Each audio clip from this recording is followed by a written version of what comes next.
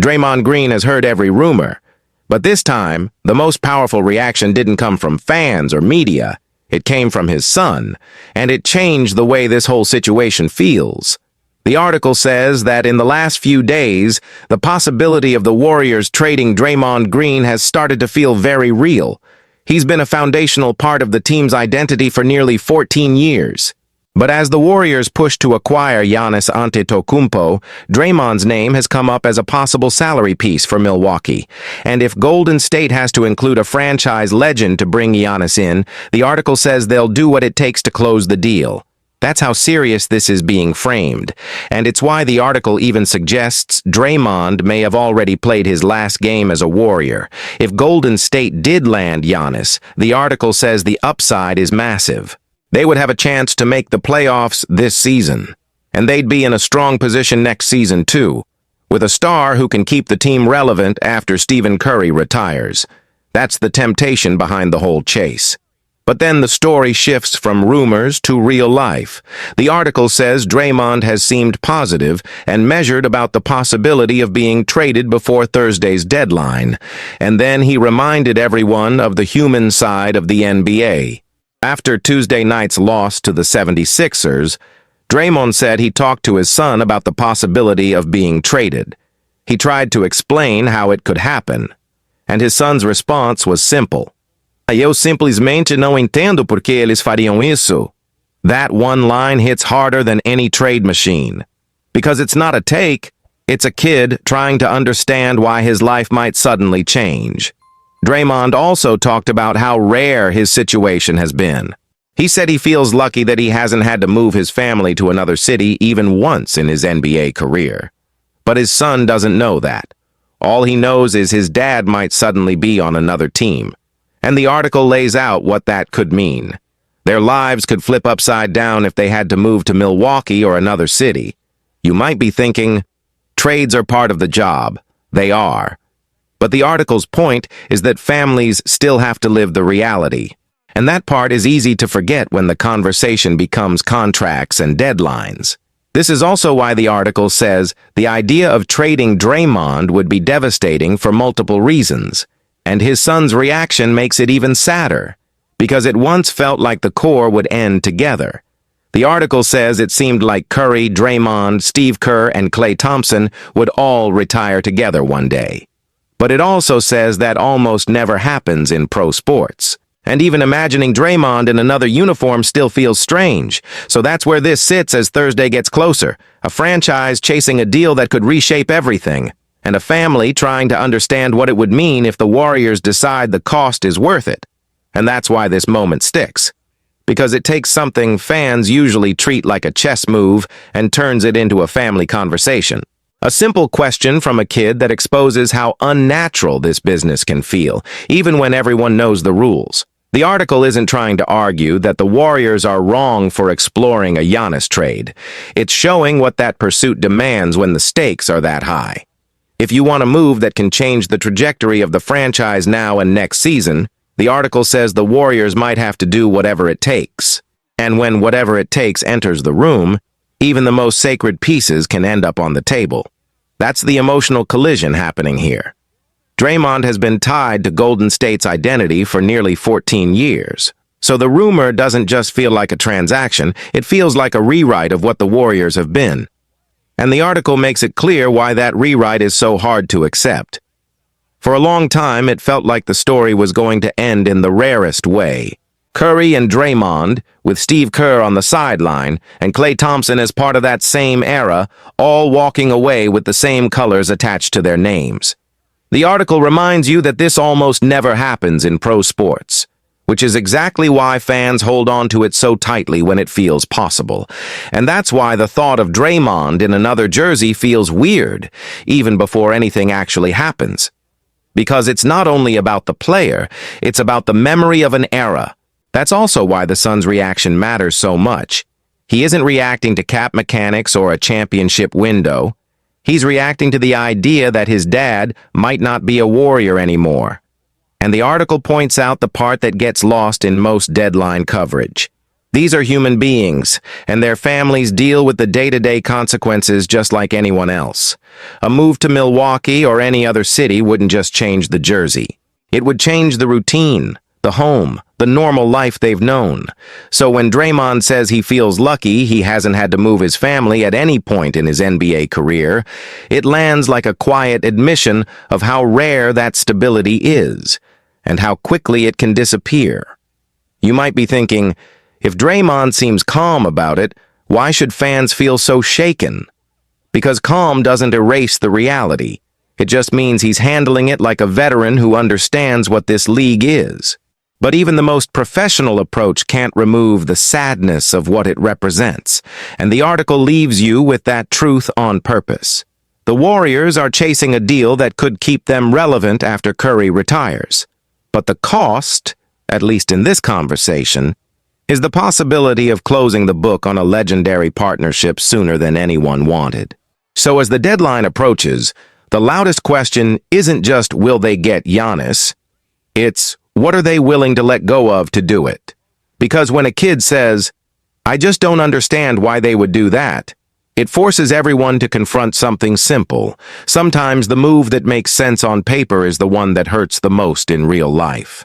The Golden State Warriors have some very real reasons to choose the most frustrating path possible at the trade deadline, because the longer you look at it, the more doing nothing starts to sound like the smartest play. The NBA trade deadline is closing in fast, and Golden State is running out of time to make a move before Thursday at 12 p.m. Pacific. Almost every rumor connected to the Warriors right now circles back to one name, Giannis Antetokounmpo. But the article is clear about the catch. It would take a truly bold offer to actually get that deal done. And so far, it doesn't look like the Warriors have a clean plan B if Giannis doesn't happen. They're pushing all their chips to the center of the table, which means this deadline is shaping up as Giannis or nothing for Golden State. And ironically, nothing might end up being a good outcome. If Giannis doesn't happen, standing pat might be the move. If the Warriors don't land Giannis, and it wouldn't be shocking because the Milwaukee Bucks hold all the leverage in these talks, then the article argues Golden State should probably just sit tight. One reason is simple. Jonathan Kuminga's value doesn't look especially strong right now. The article says he's barely played since the beginning of the season, and when he has played, he's been inconsistent. That's not the profile that has teams lining up to pay a premium. So if you're not getting Giannis, what's the point of forcing a smaller deal just to say you made one? Even without a big move, the article says the Warriors can probably still reach the play-in, as long as they don't completely collapse down the stretch.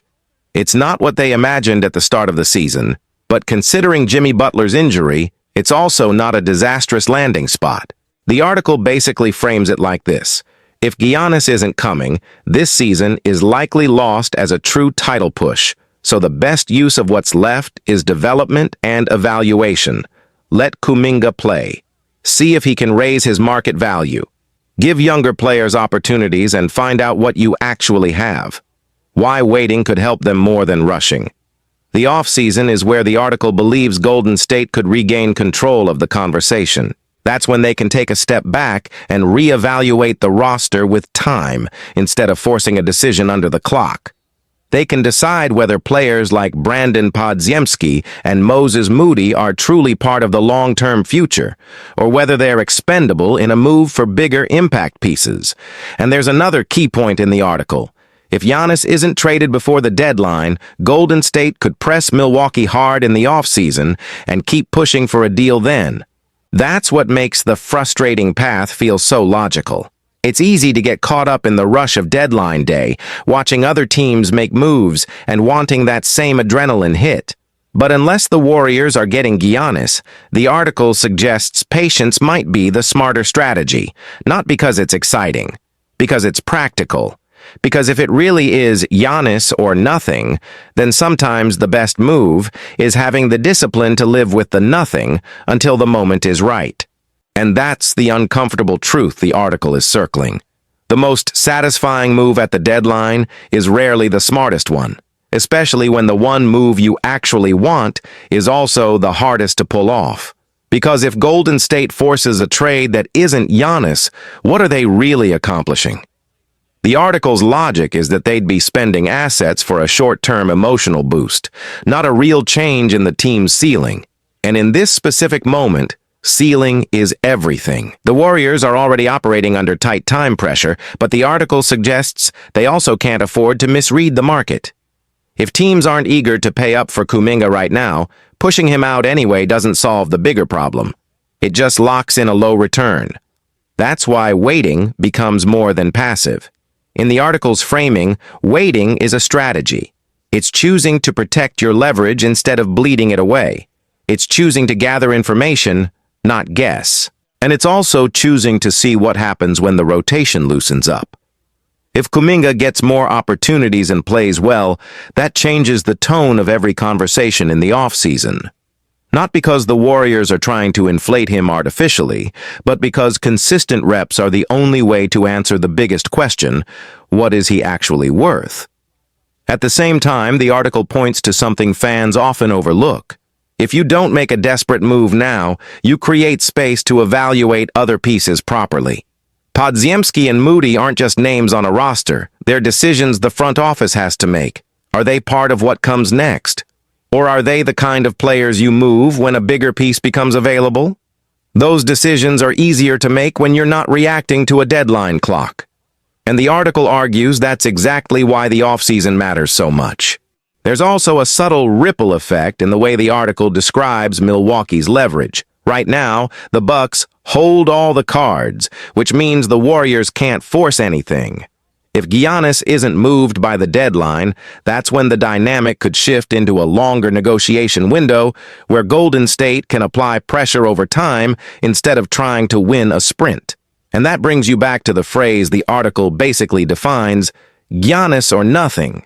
It sounds extreme, but it's also clean. It prevents the Warriors from talking themselves into a move they'll regret just because other teams are making headlines.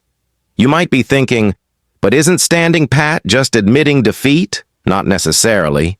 The article's point is that standing pat could still produce something useful.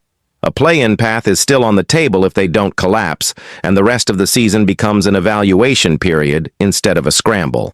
And in a year where the title path feels tied to one bold swing, evaluation isn't a consolation prize.